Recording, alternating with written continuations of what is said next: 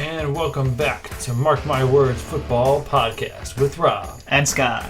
And this week we're going to be recapping the week before and predicting the week ahead, as we usually do. And this was the trade deadline week happening on November 1st, which I was unaware of. As a Packer fan, it's just not something I really ever think about, but it took me by surprise, and it was very interesting to see some wild things happening this week. So let's get right into it here. With our two teams playing this week, the Green Bay Packers and the Buffalo Bills on Sunday Night Football. Yes, premier matchup, and the Packers haven't won in Buffalo, I think, ever, which I was surprised to see. So yes, not ever. So let's get into this one here. The Bills defeated the Packers by a score of 27-17. But even though the Packers have lost yet again and fallen to 3-5, I think we can both agree that we've seen a lot of things that we liked out of the Packers, and they did a lot more of things that we were calling for the week before. Yes, I think they should have done this to begin the year. But they ran the ball consistently throughout the game, giving Aaron Jones 20 carries. They gave A.J. Dillon 10 carries. And then during the game later, in like the third and fourth quarter, the passing game really opened up a little bit. And you saw Romeo Doubs making great catches and just overall looked like a better team performance for the Packers. But, of course, they could not bring down the Bills, who, despite having a couple turnovers, just pretty much dominated the entire game. And it really never felt like the Packers were in it, so to speak. But I definitely think an encouraging performance from Green Bay as a Packer fan. Yeah, I definitely agree with that. I mean, the Bills seemed to maybe let the foot off the gas a little bit. Not that they really needed to push very hard. They had quite a definitive lead by halftime, and were up by a lot. I mean, still ended up winning the game by double digits. Yes, did not cover, though, interestingly. Yeah. Despite only scoring 3 points in the second half, you still win the game by double digits. That was a proud moment for me, because the second half has been collapse city for Green Bay. It's usually like they do decent in the first half, and the second half is when they proceed to make no adjustments and just collapse. But seeing the defense kind of hold their ground and take some pride was encouraging. And in this game, interestingly chippy for two teams that only see each other once every 4 years, you saw a lot of jawing back and forth, especially between Jair Alexander and everyone else on the team. Yeah, absolutely. I did notice a ton of that myself. Yes, I mean, that's Jair's specialty. And really, for another point to add to this is, with two very elite quarterbacks, really not a ton of passing yards between the two of them. Both teams playing the run game. Yeah, very interesting. Like, both run games having very good stats in that one. I mean, the Bills did what they had to do to win the game. I mean, you'd not like to see those 2 picks from Allen. Yeah. But not something he does really a ton of this year, it seems like. So, I mean, that's fine from what I can tell. And to be fair, I still think the Packers have a really good secondary, so it's not like this was... And they weren't like awful throws, but I mean, it happens. Not too big of a deal. And from Buffalo, I do want to make the point a little bit more about the running game. I said a couple weeks ago that was like the one thing that they could be a little bit better at. And not even that they could be better, it's just I want them to do it a little bit more. And they came out of the gate and they were running Singletary, who looked great.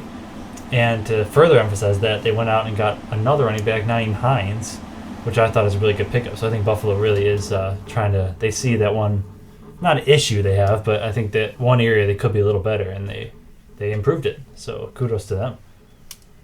And I think as a Bills fan, I think you probably have to like that Nyheim Hines trade. Oh, absolutely I do. Much more dynamic running back in place of Zach Moss. I mean... been quite a thing in Buffalo where fans have not liked him, and I've definitely been on board for that for quite some time. Yeah. Because you just slam him in the back of a line, and then he just falls down every single run for about 2 yards.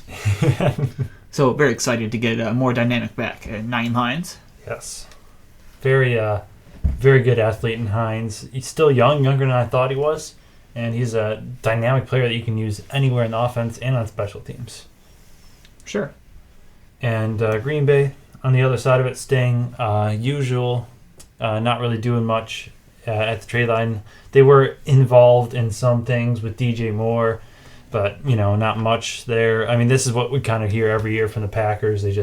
They're kind of involved in stuff, but they never really make a huge offer.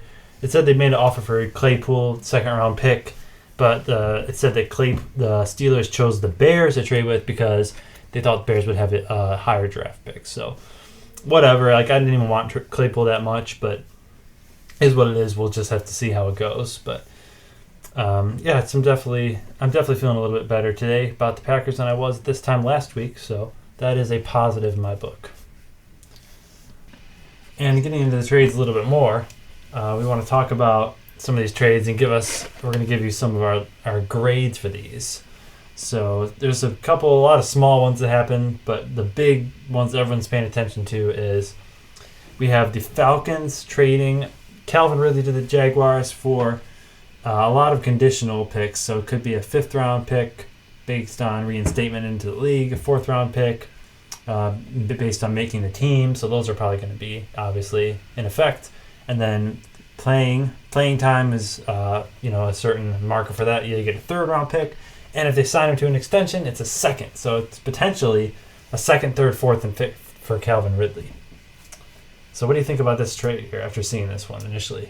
Definitely the most surprising trade of the day by far from a player that's not even playing. Yeah. But I actually do quite like this trade for both teams. I mean, Jacksonville getting a player that's going to come in next year, and you'll see what you can get from him, but was one of the NFL's top receivers prior to this season. And I think Atlanta probably doing well by getting him off of their team and the kind of vibes he has brought with him throughout this whole process. So I'd give it a B for both teams. B for both teams? That's fair. And I also saw that this was actually the team he bet the Falcons were going to beat was the Jaguars. Yes, it was. So I found that pretty hilarious. But yeah, like you said, people kind of forget that because he hasn't played in a while that he's a pretty explosive receiver and was a good weapon for Matt Ryan there. So I think seeing him with Trevor Lawrence is going to be really fun, and he's still a really young receiver. So I think this is a solid A for both teams. Falcons rebuilding, Jaguars rebuilding, but they're a little bit ahead. And I think next year Jacksonville is going to try to aim to be a contender. So I really like this trade for both teams. Yes. And then we have the Denver Broncos trading with the Miami Dolphins. They give the Dolphins Bradley Chubb and a 5th round pick in 2025, and Miami deals back Chase Edmonds and a 4th round pick for 2024 and a 1st round pick that they got from San Francisco in this year's draft. So what are some insights on this one? Pretty big trade. Yes. I mean, Chubb, definitely a big acquisition for Miami. He's a very good player, as we all know, but that was quite a steep price to pay for him. Yes. And when you already do have a pretty dynamic edge rusher in Jalen Phillips, like I'm not sure what you want to do with that. And especially if you do not see an extension in quick time for Miami, I don't know that I love this for them giving up a 1st round pick. Yeah. So for now, I am going to give this a C trade for Miami and a B for Denver. That's pretty fair analysis, and I would tend to agree that they probably overpaid a little bit. But I mean, that's kind of what teams are doing. Like for now, there's just been this fascination with pass rushers lately in the NFL. It's like the new thing, the new formula. You want to have like 2 good edge guys on the outsides. So I guess Miami's just the next team that's following suit with that narrative. But giving up a 1st round pick, that's a quality pick. 4th round pick, who cares? But Chase Edmonds, I mean, that looked bad, but then they got Jeff Wilson. So I'm going to say it's a B for now for Miami. And for the Broncos, I guess they're kind of, I don't know what the deal with the Broncos is. Are they trying to rebuild on the fly here? Either way, I'll give this a solid B for both teams. Although, we'll see but how good Chubb ends up doing. But yeah, a first round pick, it seems a little bit high for the player. And then we have another trade which was pretty surprising to me, and the Chicago Bears acquiring Chase Claypool from the Pittsburgh Steelers for a 2nd round pick. So the Steelers announced their price for Claypool, a 2nd round pick, and the Bears were the team to get him. Me personally, I did not like this trade for the Bears at all. I don't believe Claypool is that great a receiver, and I think a 2nd round pick was much too high to pay for him. Yeah, I'm in complete agreement with that. The fact that a lot of people in Pittsburgh just wanted him out should tell you something. Like every Steelers fan I see doing a podcast or on YouTube, none of them seem to have a high opinion of Claypool. Yeah, so really I'm going to give a D to the Bears for acquiring him, and I will give an A to the Steelers for getting a second-round pick for that player. Yeah, I'm pretty in line with that. I will give the Bears an F on this one, and I'm going to give the Steelers a B, a solid B on this one. But because the Bears, this is just like weird. Like they're trying to rebuild. They're trading away all the good players, and then just randomly they go out and get Chase Claypool? Like that just seems weird to me. I guess they just want to try and surround Fields with something so they can get an evaluation and like, is he the guy? But Claypool is not the person that we'd want to be doing that with. So yeah, I agree. Not a very good trade on their part. And maybe this is the trade that upset me the most because it's collusion. Damn it! These two teams teaming up at the draft, and now teaming up again. It's the Lions trading T.J. Hawkinson to the Vikings with a 4th-round pick in next year's draft and a conditional 4th-round pick, and the Vikings trading a 2nd-round pick in this year's draft and a 3rd-round pick in the next year's draft. So this one I actually do quite like for the Vikings. As a team that's 6-1 and leading their division, I mean, I think it's good for them to get another weapon to their offense, and Hawkinson has been a very good tight end in his career and gets a lot of receptions, gets a lot of yards, and right now is on a career high for yards per reception. And as for Detroit, it doesn't appear they're going anywhere quick this year, so stockpiling a couple of picks probably wouldn't hurt them, so I'll give it a B for both teams. Yeah, I think that's pretty much how I feel about this as well. T.J. Hawkinson, he's going to want to get paid next year, probably a lot of money. You know, the 5th-year option is available, but yeah, so Detroit, obviously, they're not going anywhere. Kind of been disappointing. But they get a decent return, 2nd and 3rd-round pick for a tight end. That's not bad. And the Vikings, as you said, they've been really good this year. They've been explosive. And just adding another weapon there and an established tight end, I think is the perfect combination. So I will give both teams a B for this one as well. And, the Vikings Lions, though, that's just... Yeah, that's not fair, man. Why not us, Lions? Why not us, okay? But yeah, unfortunate to see that trade there. So after all that, I believe it's time to get into our Week 9 predictions. Yes, and we have started to pick up the pace a little bit. I feel like we keep getting better.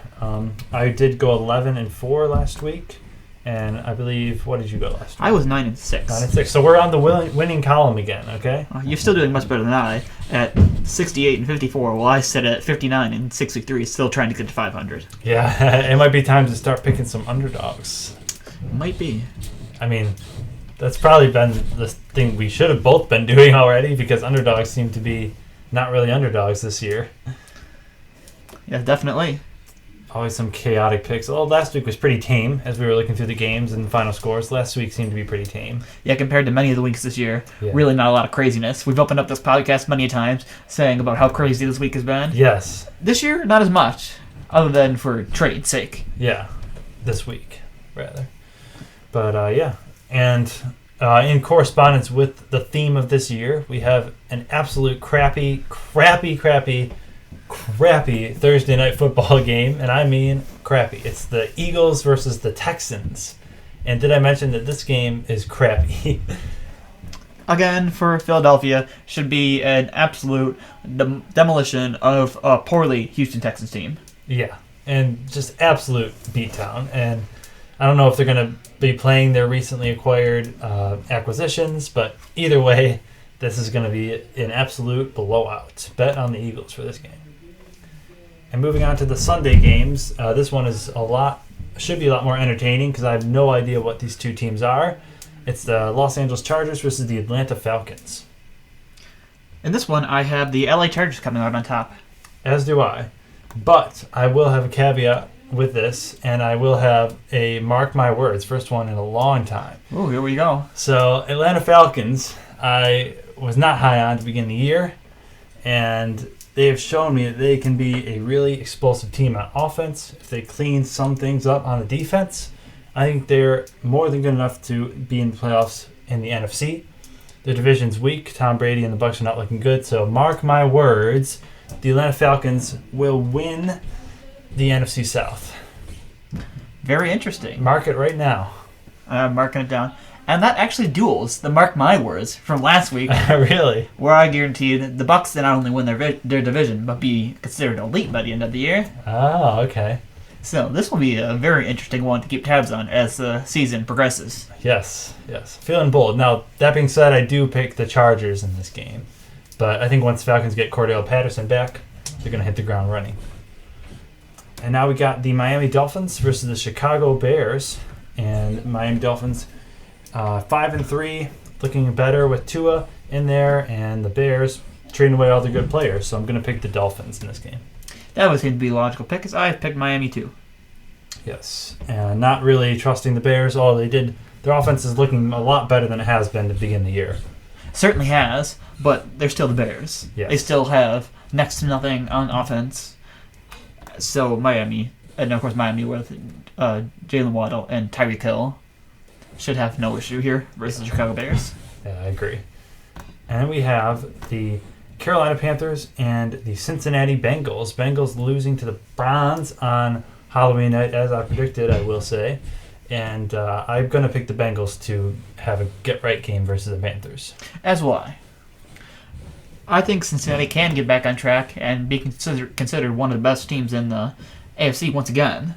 But it's definitely going to take one versus Carolina here to do that and see if they can get their high-flying offense back on track. Yes, and Carolina has been a feisty team ever since they fired their head coach. They gave Atlanta a run for their money last week. Maybe should have won that game, but some stupid penalty caused the extra point to be missed, and then a field goal was missed in overtime. But, yeah, I think they give teams a good fight, but I think the Bengals are the much better team. And then you got the Green Bay Packers taking on the Detroit Lions in Detroit. And for this game, I do have the Packers. As do I. Although I'm never confident in the Packers winning it this year, but after some of the recent games, you shouldn't be confident about them beating almost anybody. yeah. But I think they could handle Detroit, who has not been good this year. Yes, especially on the defensive side. Like, I'll feel a lot better about the Packers if they can put 30-plus points up on Detroit. I'll feel a lot better about their season going forward. Absolutely. Because I don't think they've even broken 30 points this year. I'll have to go back and check that, but I'm pretty sure they have not broke the 30-point mark this year. And it doesn't look like they will, but if they're going to do it against any team, it will be the Lions. And then we got the Indianapolis Colts with Sam Ehlinger at the helm, facing the New England Patriots. So the Colts lost by 1 point to the Commanders last week. Do they get back on track in this game? I have the New England Patriots winning in this one. As do I. I'm sure as we can both test to, Bill Belichick will have his best game plans marked up here for a rookie quarterback in Sam Ehlinger and really give him the what for here and send the house at him. Yeah. Yep. I agree. And they have no passing threat. So what teams have been doing all year against the Colts, load the box, stop the run game. Colts can't really do anything in the passing game. And, yeah, it should be a cruise to victory for the Patriots. And then you got the divisional matchup between the Buffalo Bills and the New York Jets.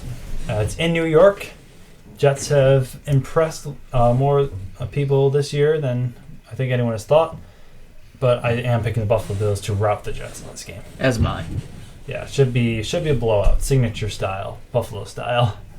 Yeah, almost funny to look at the spreads of these games, despite how close their records indicate. Yeah.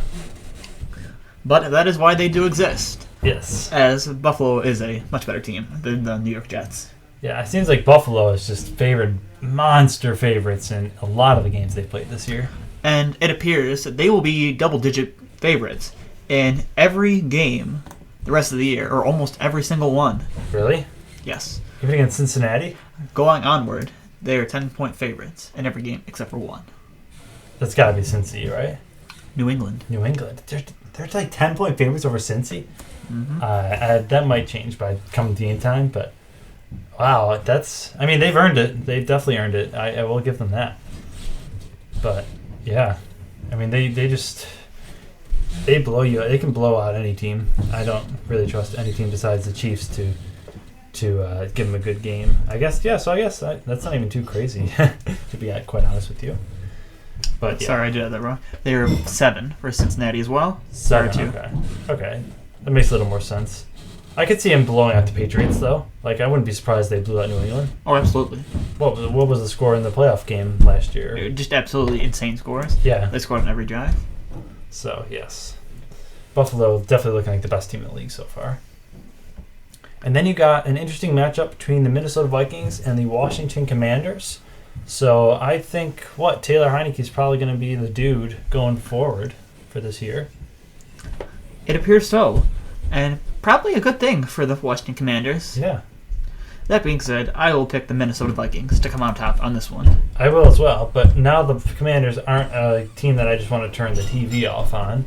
And, Taylor Heinicke it's becoming quite obvious that he's a lot better than Wentz. I could have told you that before the year started and before they signed Wentz, but I guess it took them a little bit of time to see that. Vikings, I don't think they're as good as their record indicates, but I do think they pick up a win here. And then we got the Las Vegas Raiders versus the Jacksonville Jaguars. Jacksonville Jaguars, despite being 2-6, actually have a plus 14-point differential this year, which is pretty surprising to me.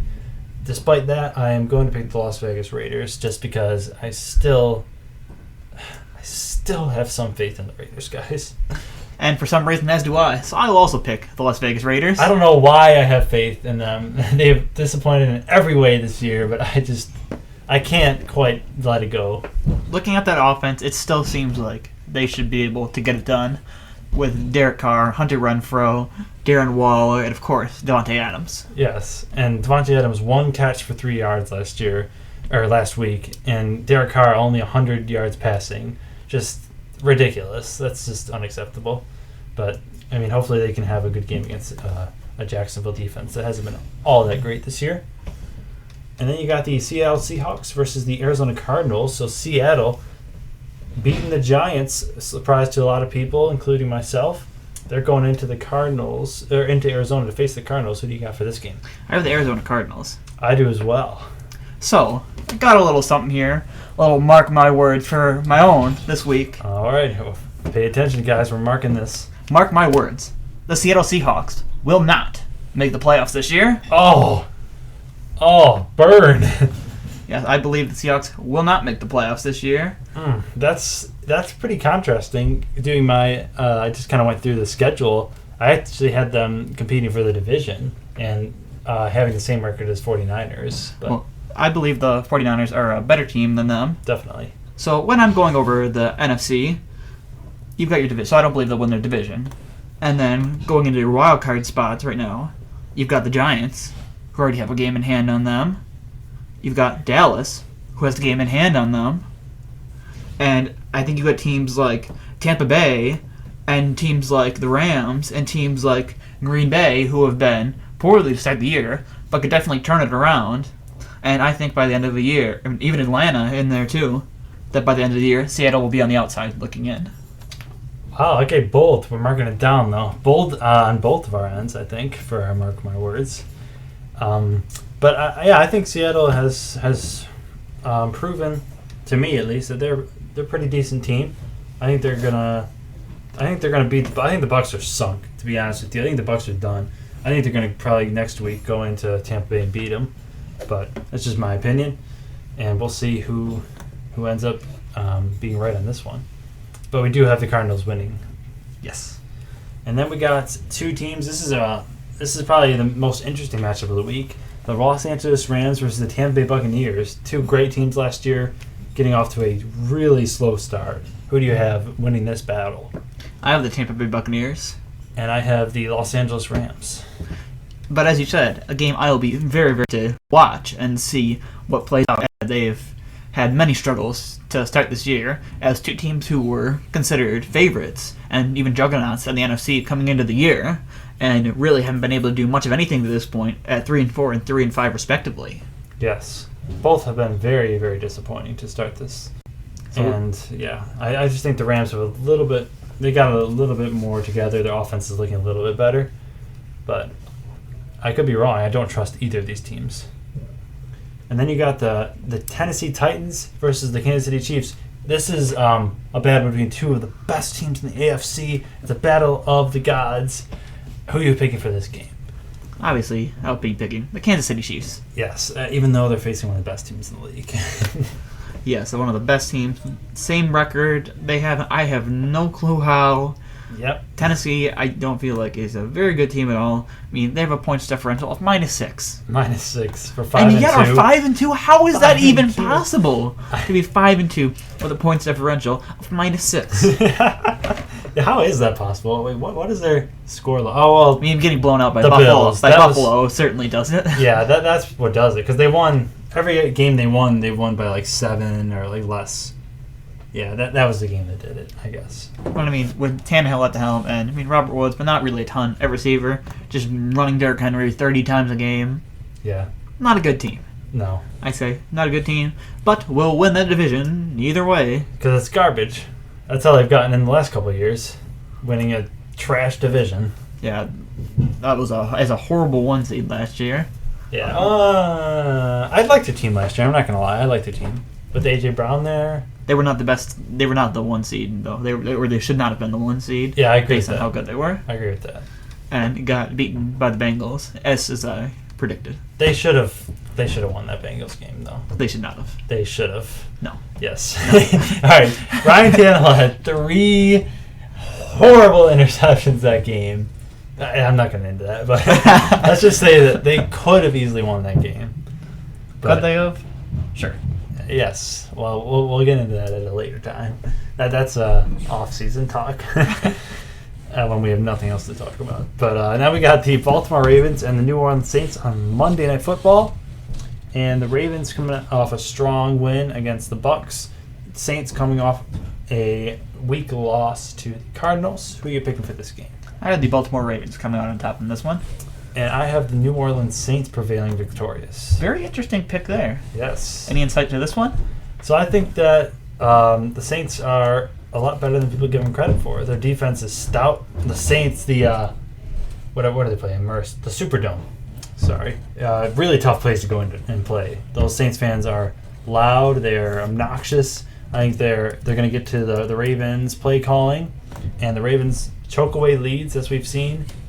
So I do like the Saints to win this game. I think the Saints, they probably should have beat Arizona if it wasn't for 2 really bad pick sixes in a row. They probably win that game too. Yeah, I mean, only a -1 points differential at 3-5 is interesting. They got a That's lot of a weapons, notable stat. a lot of talent, good receiving core, good run game. Andy Dalton's solid.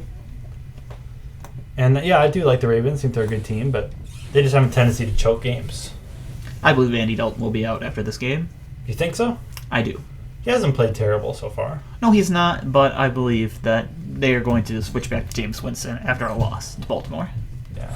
I mean, if they lose to Baltimore, probably. I think James Winston offers you more explosive plays in the offense. Yes. But that's probably something this team needs. I do agree that would probably be the best option going forward. And now we got Scott's parlays for the week. So last week I messed up. My bad. I forgot to include it in the podcast, but he did do it, and he actually went 3-0. Picking, what teams did he pick last week? The Ravens, Falcons, and Dolphins. So a 3-game sweep in the parlay last week. And what do you got cooked up this week? So this week I have the Green Bay Packers, the Minnesota Vikings, and the Las Vegas Raiders. All right. The Packers favored at -3.5, the Vikings favored at -3.5, and the Raiders favored at -1.5 are their spreads. But I, of course, will be picking on the money line for this. So outright wins for the Packers, Vikings, and Raiders. Yes, I like that. I think I picked all those teams as well. Vikings on the road, Packers on the road, all teams on the road, but still getting the odds in this game. Raiders, I don't think anyone trusts the Raiders as much as we do for no reason founded in reality. We're just we can't let it go, I guess, for the Raiders. This is the last week, though, for me, personally. Like, if you can't beat the Jaguars, I'm sorry, I'm done with you Raiders. You disgust me. Yes, but I believe they'll get it done, and I think that we can win this parlay. Yes, I do like those picks for this week. And it should be an interesting week. with all the trades happening, the landscape has certainly shifted a little bit. I think the teams that are good are becoming a little bit more obvious now. So we should see some settling in and preparing us for what is sure to be a wild finish to this already wild year. And thank you so much for listening to this podcast. This has been Mark My Words with Rob And Scott. and we encourage you to follow us on YouTube and Spotify. And you all have a great week. We are tuning